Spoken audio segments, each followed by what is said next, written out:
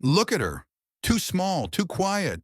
She won't last 5 minutes in the Widowmaker, one sergeant sneered, his words sparking laughter among the younger pilots. They mocked her as if she were a mistake, but Araya Locke didn't flinch. She stood silent, steady, until the laughter died. The room froze. A captain, battle-hardened and scarred, stared at the young lieutenant. With a single command, he said, "Roll up your sleeve." And when Arya Locke obeyed, silence fell like a blade. There, inked on her skin, was the mark whispered about in secret briefings, the Leviathan. In that moment, every sneer, every doubt, every insult vanished, because only a ghost from the shadows carried that mark, and she was standing right in front of them. The simulator briefing room smelled faintly of metal and stale coffee, the kind of place where nerves often went to die and egos came to thrive. Fluorescent lights buzzed overhead, casting a harsh glow on the faces of young pilots in green flight suits. Their laughter echoed off the concrete walls, not the nervous laughter of men under pressure, but the smug, easy kind that feeds on the weakness of others. At the center of it all was Sergeant Maddox Kane, broad-shouldered, scar across his cheek, the sort of man who had long ago decided volume equaled authority. He paced in front of the group like a ringmaster, every step deliberate, every gesture exaggerated for effect. His voice cut through the room, half sneer, half sermon. "Look at her. Too small, too quiet. She won't last 5 minutes in the Nightfall Echo scenario." The words were met with a chorus of chuckles from the younger pilots. They had fresh haircuts, eager eyes, and a dangerous kind of arrogance, born not from experience, but from never having been tested. To them, Lieutenant Arya Locke looked out of place, her flight suit a size too large, her frame slim compared to theirs, her silence mistaken for fear. But Arya didn't flinch. She didn't meet Kane's eyes or try to defend herself. Instead, she stood still, arms loosely at her sides, her gaze fixed on the rows of monitors that displayed the schematics of the massive transport aircraft they would be simulating. To an untrained observer, she seemed passive, maybe even intimidated. But there was something in her stillness, a weight that didn't fit the narrative Kane was trying to build. This was the culture of the room. Loud voices dominated. Confidence was worn like armor, and competence was often assumed to belong only to those who shouted the loudest. Kane embodied this mindset. To him, respect was extracted through intimidation. To the younger pilots, status was a performance, an act of bravado played out in snide remarks and cruel laughter. And yet, in every unit, there is always the quiet professional, the one whose silence hides not weakness, but depth. Arya Locke was that presence, though few realized it in that moment. Kane stepped closer, crowding her space, relishing the audience of smirking recruits. He reached out and grabbed her wrist in a show of dominance, his thumb pressing down just enough to send a message. "These machines don't care about feelings," he growled, his voice dripping with condescension. "It takes strength, real strength, to muscle a bird this big out of a tailspin. You understand that, Lieutenant?" The insult was layered. He wasn't just mocking her gender or her size. He was mocking her very right to be in that room. The laughter behind him swelled, a cruel soundtrack to his theater of humiliation. But still, Arya didn't flinch. She didn't pull back. She didn't even blink. Instead, her eyes remained on the flight display, her expression unreadable, as though his grip on her wrist were nothing more than a passing breeze. She was not resisting him. She was ignoring him. And in its own way, that was far more unsettling than any protest could have been. In military culture, there is often a dangerous misconception that those who speak softly lack strength, that humility equates to fragility. But in reality, silence can be a weapon, one that unsettles bullies and reveals the insecurity beneath their bravado. Kane, without realizing it, had walked into that trap. From the back of the room, Captain Darius Holt observed. His face was weathered by years of desert conflicts, his eyes sharp and unblinking. He had seen men like Kane before, loud, brash, convinced that force alone defined worth. And he had also seen men and women like Arya, the ones who rarely spoke, but when they acted, they changed everything. The laughter eventually faded, not because Arya had spoken, but because her silence stretched on too long. too calm, too steady. One by one, the smirks of the young pilots faltered. They couldn't explain it, but the storm they expected from her never came. Instead, they were confronted with something else entirely, the unnerving possibility that their assumptions might be wrong. In that moment, Kane believed he had won. He released her wrist with a smug smirk, certain that he had made his point. What he didn't realize was that the lesson hadn't been hers to learn. It had been his. The underestimation of Arya Locke was not just about gender, size, or silence. It was about the blind arrogance that plagues any organization where noise drowns out substance. Kane represented the culture of swagger. Arya embodied the discipline of restraint. Their clash wasn't just personal, it was symbolic of a deeper truth. In the end, skill and composure will always outlast arrogance. And as the simulator powered up, humming with the promise of trial by fire, the balance of power in that room was already beginning to shift.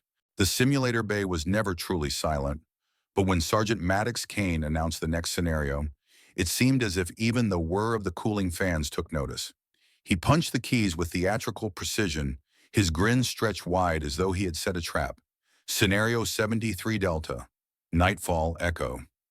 The words struck the room like a challenge. Every pilot present knew that designation. Nightfall Echo wasn't just another training module. It was the graveyard of pride. Designed by the most ruthless engineers, it combined every nightmare failure a transport pilot could face. Dual-engine flameout, cascading hydraulic collapse, power systems hemorrhaging red across the console, and a mountain range ahead like jagged teeth waiting to shred metal. Add midnight skies with zero visibility, and you had a recipe not for survival, but humiliation. Kane let the title hang in the air for effect. The younger pilots exchanged smirks and knowing looks. Everyone failed Nightfall Echo. The game was to see how quickly you would spiral into digital death. "Your turn, Lieutenant," Kane said, his tone half taunt, half sentence. Arya Locke did not react. She stepped toward the cockpit chair with the calm of someone walking into an operating theater. Her movements were not hurried, not hesitant, deliberate. Every strap fastened across her body was tightened with care. Each hand check of the yoke and throttle was done with precision. Watching her was unnerving. She looked less like a student bracing for a trial and more like a surgeon preparing for a patient's heart to be opened. The simulator jolted to life. The screens filled with chaos. Warning lights pulsed in furious red. Alarms shrieked in overlapping tones. And the mechanical growl of a failing aircraft filled the room. The recruits leaned forward, ready for the panic, the flailing, the frantic search through checklists. That was what always came next. But Araya did not panic. Her hands rested lightly on the controls as if feeling for the pulse of the aircraft. Her breathing was steady, her expression impassive. With one hand she reached to silence the alarms. The cockpit dimmed into something calmer, stripped of noise as though she had drawn a curtain across chaos. Then she did something no one expected. She pushed the nose down. Gasps erupted behind her. One of the recruits whispered, "She's diving! She's giving up already!" Kane barked into the intercom, his voice sharp with disbelief. "Pull up, Locke! What are you doing?" But Arya didn't answer. She adjusted the trim, corrected with micro motions that were almost imperceptible, and allowed gravity to do what thrust could not. By surrendering to the dive, she converted falling into controlled momentum. What looked suicidal to everyone else was, in fact, her way of stealing life out of failure. The recruits fell quiet. Their smirks faltered. On the monitors, the tumbling descent slowed into a glide. The plane wasn't stable, far from it, but it was no longer dying. It was breathing again, shallow but alive. Her hands moved like instruments in an orchestra. A nudge of the rudder here, a flicker on the trim wheel there. Nothing rushed, nothing wasted. She wasn't following the checklist procedures they all memorized in training. She was doing something else, something entirely her own. Captain Darius Holt, standing at the back with arms crossed, narrowed his eyes. He had flown enough sorties to recognize what he was seeing. This wasn't a desperate rookie gambling with controls. This was mastery hidden beneath silence. Arya guided the crippled bird into the first mountain pass. The simulator threw everything at her: downdrafts, turbulence, blind corners that demanded impossible turns. The transport bucked and groaned like it was begging to die, but she answered each protest with composure. Not resistance, but redirection. Not panic, but precision. It was clinical, surgical. Her focus was absolute, her stillness unsettling. Where others would have slammed the yoke, she seemed to merely breathe with it. Where others fought against the storm, she worked within it, guiding the aircraft as though it were a reluctant partner in a deadly dance. The young pilots' faces shifted from amusement to awe. They weren't watching a crash anymore.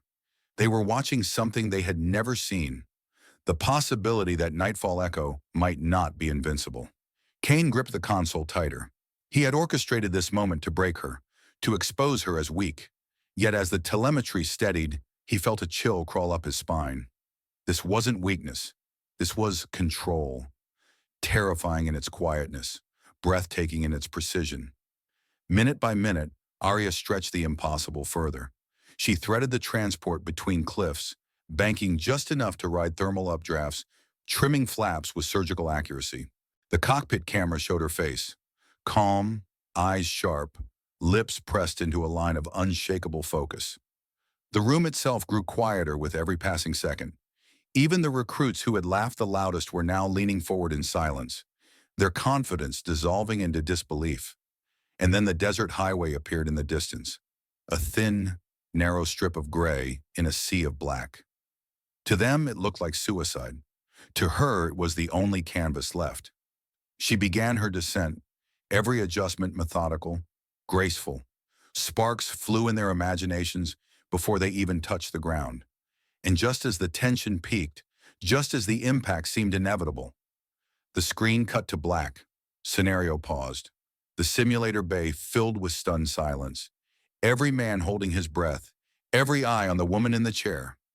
Arya Locke released the yoke and let her hands fall to her lap, her breathing still steady, as though she had only been taking a walk. Nightfall Echo had not yet declared her defeated, and for the first time in their careers, these young pilots realized it might be possible, just possible, that someone could make it through. The simulator roared back to life, the black screen replaced by a dizzying swirl of mountains and night sky. For the recruits crowded in the observation room, it felt less like training and more like watching someone step into a myth. The pause had left them on the edge of disaster. An enormous transport aircraft bleeding altitude, engines silent, hydraulic systems screaming for mercy. And yet, the woman in the cockpit seat sat calm. Lieutenant Arya Locke placed her hands back on the controls as if picking up a delicate instrument mid-performance. Her posture did not change. Her breathing did not quicken. She had been here before, not literally in this simulator, but in the state of mind she now entered. What psychologists call flow state, warriors call clarity, and surgeons call focus, had overtaken her completely. The chaos of the machine, the jeering of the recruits, even the weight of Sergeant Kane's smug expectations, all of it disappeared. There was only her, the crippled aircraft, and the invisible mathematics of the sky. Aerodynamics is merciless, and Arya knew it. With both engines out, she wasn't defying physics. She was leaning into it. Every surface, every ounce of lift had to be managed like a finite resource. She understood the science not as equations scribbled on paper, but as tactile truths. The resistance in the yoke told her what the wings could bear. The vibration beneath her boots signaled how much skin the airframe had left to shed before breaking. She adjusted the rudder with surgical precision, stealing microseconds of stability from the chaos. She extended flaps not all at once, but in measured increments, coaxing drag to become a partner instead of an enemy. The glowing console was no longer a blur of warnings. To her, it was a heartbeat monitor, and she was the attending physician deciding which rhythm to follow and which to suppress. But there was more than science at play. To the recruits watching, Arya's touch on the controls looked almost artistic. She didn't fight the plane. She guided it. Each motion flowed into the next, smooth, intuitive, as if her body anticipated turbulence before the instruments warned of it. The crippled transport should have been a coffin, yet under her hands it became something else. Not a beast to be tamed, but a reluctant partner in a deadly dance. She let the nose dip where others would have pulled back, trading altitude for momentum. She banked with grace through narrow canyons, turning walls of rock into allies, catching updrafts to keep her airborne. Where others would have slammed, she caressed. Where others would have panicked, she breathed. Watching her was like watching a violinist conjure beauty from fraying strings, or a surgeon saving a patient no one else believed could live. The recruits who had laughed earlier now leaned forward, eyes wide, breaths held. Even Sergeant Kane, his arms crossed tight, could not disguise the whiteness of his knuckles as he gripped the edge of the console. The jeering was gone. The culture of arrogance was silent. Captain Darius Holt alone seemed unsurprised, though his weathered eyes betrayed a flicker of awe. He had seen many pilots, many battles, but rarely had he seen chaos transformed into silence so completely. And then, through the darkness of the simulation, the strip appeared. A highway in the desert, narrow and cracked. No lights, no markers. It was never meant to be a runway. It was the simulator's final cruelty. Hope dangled and then crushed. But Aurea Locke saw not a trap, but a possibility. She angled the transport carefully, bleeding just enough speed to make the descent survivable without stalling. Her fingers danced across the trim controls, minute corrections invisible to the untrained eye, but monumental in their impact. Every movement was the last brushstroke on a canvas no one else believed could exist. The final seconds were unbearable. Sparks flew as the landing gear kissed asphalt. Metal shrieked, the fuselage trembled, the simulator shook with simulated fury. Then with a jarring thud, the transport skidded, rattled, but remained whole. The screen froze. Aircraft on ground. Survivable landing. Personnel, 100%. No one moved. 10 seconds of silence stretched into eternity. The recruits who had once mocked her were pale, their mouths open but speechless. Kane's smirk had long since vanished, replaced by the look of a man who realized he had misjudged something far greater than he could comprehend. Holt broke the silence first, though softly. That is mastery. It wasn't loud. It wasn't for the room. It was an acknowledgement, from one professional to another. Aurea Locke did not bask in the moment. She didn't turn to claim victory. She simply unbuckled, movements as precise as before, and stood from the simulator chair with the same composure she had entered it. For her, there was no triumph here, only proof. In that moment, the lesson crystallized. To the recruits, it wasn't just that she had beaten Nightfall Echo. It was how she had done it. Not with bravado, not with brute strength, but with the rare combination of science understood in the body and art expressed through the hands. She had entered chaos and left it silent. For the first time, the recruits understood what true professionalism looked like. And for Sergeant Kane, it was a reckoning. Nightfall Echo was supposed to humiliate her.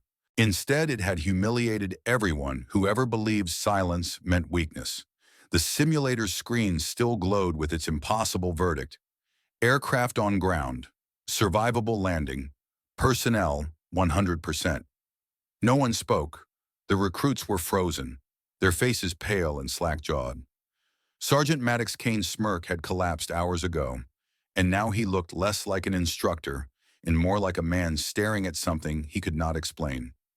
It was Captain Darius Holt who finally broke the silence. The veteran officer stepped forward from the shadows at the back of the room. His boots echoed against the concrete floor, each step measured, his weathered face unreadable. Holt had seen arrogance crushed before. He had seen miracles in combat skies. But what Aurea Locke had just done went beyond both. He stopped not in front of the recruits, not in front of Kane, but in front of Aurea.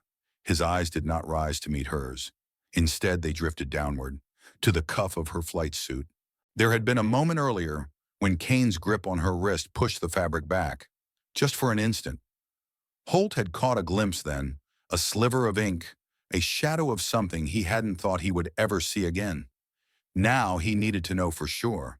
His voice was low, but it carried a weight that silenced even the hum of the servers. Lieutenant Locke, roll up your sleeve. The room stirred.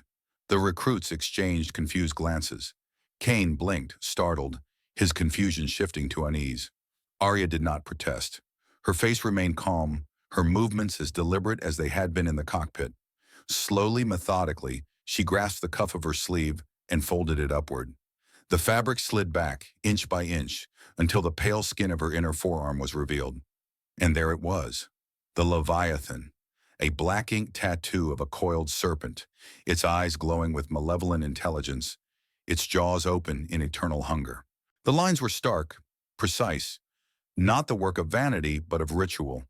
To the uninitiated it was a design. To those who knew it was a brand, a signature carried only by one unit. The room exhaled all at once, a sound of disbelief and dread. Kane's eyes widened, fear flickering across his face. The recruits had heard rumors in hushed tones, stories traded late at night about a unit that didn't exist on paper, a unit whispered of only in fragments. Leviathan. Holt's face softened, not with kindness, but with recognition.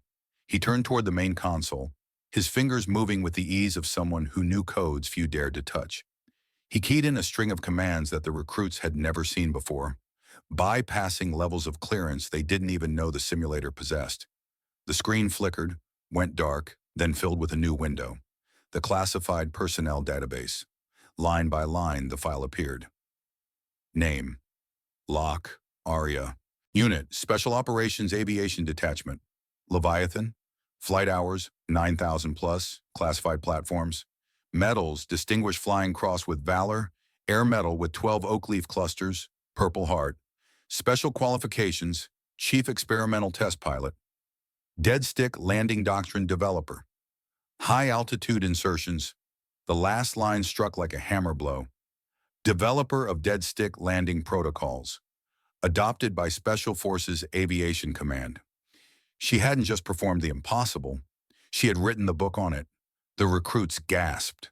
Kane felt sick, his earlier words replaying in his mind, mocking her size, her silence, her very presence. Now he realized he hadn't been sneering at a rookie. He had been mocking a legend. Holt closed the file, his jaw tightening. He turned to face the room, his voice steady but edged with authority that brooked no argument. This is not a lieutenant you humiliate. This is not someone you laugh at. This woman is a living doctrine. She has flown where maps end and physics quits. She has saved lives none of you will ever hear about. And she carries the Leviathan because she earned it in silence. His words hit harder than any reprimand. The recruits shifted uncomfortably, shame coloring their faces. Kane lowered his head, unable to meet Aria's eyes. Aria herself remained impassive. She had not asked for recognition, and she seemed untouched by the revelation. She simply pulled her sleeve back down, covering the mark once more, as if it had never been exposed. But the room had changed. The air was different. Every pilot present now carried the image of that tattoo burned into their memory. It wasn't a boast, it wasn't a decoration. It was proof that beneath her quiet exterior lived the kind of competence that redefined what was possible. Holt straightened his shoulders, snapped to attention, and delivered the sharpest salute of his long career. His voice cracked with a reverence he could not disguise. "Ma'am, on behalf of this command, my apologies. We were not aware." The recruits followed his gaze, some unconsciously straightening, others looking at the floor chastened. The legend of Leviathan had stepped out of the shadows, not through speeches or declarations, but through action. And now every man in that room understood. Arrogance had been shattered, silence had spoken, and they had stood in the presence of a ghost. Word spread through the base faster than any official briefing could. By nightfall, every hangar, every mess hall, every barracks bunk carried the same whisper. A quiet lieutenant had beaten nightfall echo. No one mentioned the specifics of the simulator code, the clearance Holt had pulled, or the tattoo revealed in the dim light. Those were details. What mattered, what became myth, was the sight of Aria Locke guiding a dead transport through the unthinkable and walking away calm, unshaken, untouched. The younger pilots, once full of swagger, carried themselves differently now. Their jokes died on their lips. Their laughter softened into respect. Many found themselves replaying the moment when they had sneered, when they had believed silence meant weakness and felt the sting of shame. But the most profound change came from Sergeant Maddox Kane. The man who once strutted like a ringmaster now spoke in measured tones. Gone was the sneer, the arrogance that had fed on the humiliation of others. In its place stood an instructor who corrected firmly but without malice, who demanded discipline but no longer mistook cruelty for authority. His transformation was quiet but undeniable. Kane began each new briefing with the same ritual. He would lead the recruits to the bulletin board in the simulator bay, where a printout hung, the flight path of Arya Locke's run through Nightfall Echo. A single, elegant arc, impossibly precise, threading through mountains and chaos. No one knew who had pinned it there, but Kane made sure it stayed. Dust never collected on it, and no one dared take it down. Before you open your mouth to judge someone, he would tell them, his voice low, steady, you make sure you know who you're talking to. Competence doesn't announce itself, it proves itself. The recruits listened, not because of his authority, but because they knew he had been humbled by the very lesson he now preached. Over the months, the Locke Run became more than a story. It became a test of courage. Every young pilot dared to attempt it, loading Scenario 73 Delta into the simulator, gripping the yoke with white knuckles, trying to survive where she had thrived. All of them failed, every time. The aircraft ended in flames, alarms blaring, screens flashing, personnel lost. And each failure only deepened the legend. The Locke Run wasn't just a simulator challenge, it was a standard. It reminded every pilot that arrogance was fragile and true mastery was silent. Captain Holt used it in leadership seminars, recounting the day a room full of swaggering recruits learned humility at the hands of a woman who never raised her voice. The Leviathan tattoo was spoken of in reverent tones, like a relic of myth, though Arya herself deflected all questions. She remained the same, quiet, disciplined, her excellence a gravity that pulled others upward without effort. For Kane, the lesson never faded. In private moments, he still remembered the humiliation, the instant he thought he had exposed her weakness, only to realize he had revealed his own. But instead of resenting it, he embraced it. That shame became the forge that reshaped him into something better. Not just a louder voice in the room, but a true teacher. Years later, when new recruits arrived, the first story they heard wasn't about aircraft specs or chain of command. It was about a woman who had been underestimated, mocked, dismissed, and who answered not with anger, but with mastery. The Locke Run was no longer just a simulation. It was a parable, a reminder whispered in every debrief. The most dangerous person in the room is often the one you barely notice, until the moment they save you all. And so, her legacy endured. Not in medals displayed, nor speeches given, but in a culture changed. A culture where silence was no longer dismissed, and respect was no longer withheld until proven by arrogance. Arya Locke never asked for that legacy, but she left it behind anyway, etched in the quiet humility of Maddox Kane, in the reverence of Captain Holt, and in the whispered awe of every young pilot who dared, and failed, to fly the impossible path of the Locke Run. When the dust settled and the whispers of the Locke Run became legend, the room itself was forever changed. Those who had once mocked, who had once assumed, carried away a truth they would never forget. The most dangerous person in the room is often the one who speaks the least. It is easy to confuse arrogance with strength, easy to believe that the loudest voice carries the deepest knowledge, that swagger equals competence. But Arya Locke shattered that illusion without ever raising her voice. Her calm, her stillness, her relentless precision were worth more than every boast combined. That lesson does not belong only to pilots in a simulator bay. It belongs to all of us. Every workplace, every team, every family has its quiet figures. Those who don't demand attention, who stand in the background, who let others take the spotlight. They may be dismissed as unremarkable, overlooked as ordinary. But when the true test comes, when chaos descends and everything seems lost, it is often these quiet ones who hold the line. Sergeant Maddox Kane discovered it in shame, his arrogance stripped away until humility was all that remained. The recruits saw it in shock, their laughter dying as respect took root, and Captain Holt acknowledged it openly. His salute not just to Arya Locke, but to every silent professional who carries a legacy without asking for recognition. For us, the reminder is clear. Respect the quiet ones. Do not mistake humility for weakness or silence for emptiness. Listen, watch, and learn from those whose competence is revealed not in words, but in action. Because sometimes the calmest person in the room is the one who has already mastered storms you cannot imagine. That is the echo that outlives the moment. That is the echo of respect. And that is the legacy of Arya Locke. A reminder that silence can speak louder than arrogance, and that true mastery asks for nothing yet changes everything. What stays with us after Arya Locke's story is not just the impossible flight, but the lesson behind it. Never underestimate the quiet ones.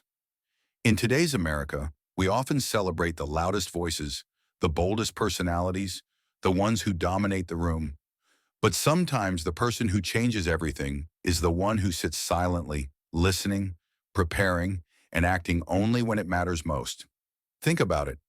How many times in your own life have you overlooked someone at work, in your community, or even in your own family, only to realize later that they carried a strength you never saw? This story reminds us that humility is not weakness, and silence is not emptiness. It's often the mark of someone who has already weathered storms others can't imagine. And maybe that's a lesson we need more than ever. In an age of noise, social media arguments, constant headlines, endless opinions, perhaps the real wisdom lies in listening, in respecting the steady hands and calm voices among us. But what do you think? Is silence a sign of hidden strength, or can it sometimes be dangerous to stay quiet? I'd love to hear your thoughts. Share your perspective in the comments, your experiences, your disagreements, your lessons. Thank you for spending time with this story today. If it touched you, please consider subscribing, leaving a like, and sharing it with someone who might need a reminder that true strength often hides in plain sight. Because the echo of respect doesn't end here. It lives on in each of us, in how we choose to see one another.